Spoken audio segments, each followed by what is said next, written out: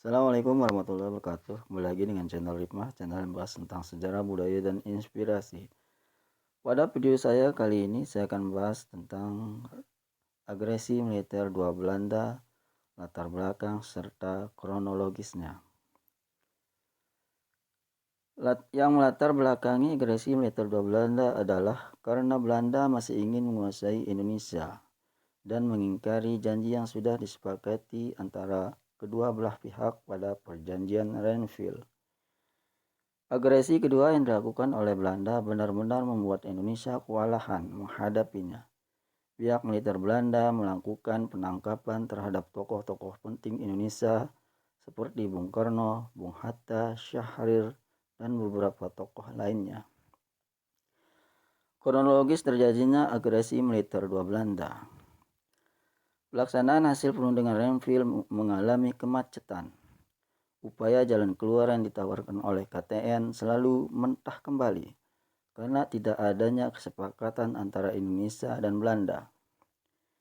Indonesia melalui Hatta, Wakil Presiden merangkap Perdana Menteri, tetap tegas mempertahankan kedaulatan Indonesia. Sementara Belanda terus berupaya mencari cara menjatuhkan wibawa Indonesia.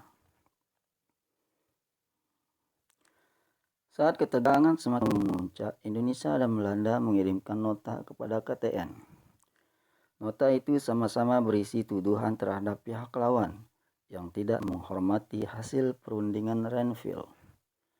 Akhirnya menjelang tengah malam, pada tanggal 18 Desember 1948, Wali Tinggi Kota Mahkota Belanda mengumumkan bahwa Belanda tidak terikat lagi pada hasil perundingan Renville. Sementara itu keadaan dalam negeri sudah sangat tegang berhubung dengan oposisi yang dilakukan oleh Front Demokrasi Rakyat (PKI) dan sekutunya terhadap politik yang dijalankan oleh Kabinet Hatta. Oposisi ini meningkat setelah seorang tokoh komunis kawakan Musso yang memimpin pemberontakan PKI tahun 1926 kembali ke Indonesia dari Uni Soviet. Musso sejak mudanya memang selalu bersikap radikal dan ia yang mendorong PKI untuk memberontak pada tahun 1926. Oposisi terhadap Kabinet Hatta mencapai puncaknya ketika Sumarsono memimpin Paisindo, Pemuda Sosialis Indonesia, mengumumkan pembentukan pemerintahan Soviet di Madiun tanggal 18 September 1948. Pemberontakan ini segera ditumpas pemerintah Republik. Belanda hendak mempergunakan pemberontakan PKI itu sebagai alasan yang sangat baik untuk menyerang Republik dengan dalih membantu Republik melawan komunisme. Sebelum pasukan Republik dapat beristirahat setelah beroperasi terus-menerus melawan PKI, Belanda menyerang lagi. Dini hari tanggal 19 Desember, pesawat terbang Belanda membombardir Maguwo, sekarang Bandara Adi Sucipto, dan sejumlah bangunan penting di Yogyakarta. Peristiwa itu mengawali agresi militer Belanda kedua. Pemboman dilanjutkan dengan penerjunan pasukan udara. Dalam waktu singkat, Yogyakarta, ibu kota RI ketika itu, dapat dikuasai.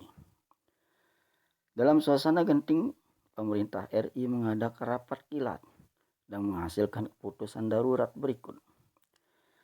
Melalui radiogram, pemerintah RI memberikan mandat kepada Syarifuddin Prawira Negara untuk membentuk pemerintahan darurat Republik Indonesia atau PDRI. Yang kedua, Presiden dan Wakil Presiden RI tetap tinggal dalam kota dengan risiko ditangkap Belanda agar dekat dengan KTN yang sekarang berada di Kaliurang. Pimpinan TNI menyingkir keluar kota dan melancarkan perang gerilya dengan membentuk wilayah pertahanan sistem Wekerse di Jawa. Dan setelah menguasai Yogyakarta, pasukan Belanda menawan presiden dan sejumlah pejabat. Soekarno diasingkan ke Prapat, Hatta ke Bangka, tapi kemudian Soekarno dipindahkan ke Bangka. Sementara itu, Jenderal Sudirman memimpin TNI melancarkan perang gerilya di kawasan luar kota. Penyebab terjadinya agresi militer Belanda II. Seperti kejadian sebelumnya, dalam perundingan Linggarjati, pelaksanaan hasil perundingan Renville mengalami kemacetan. Upaya jalan keluar yang ditawarkan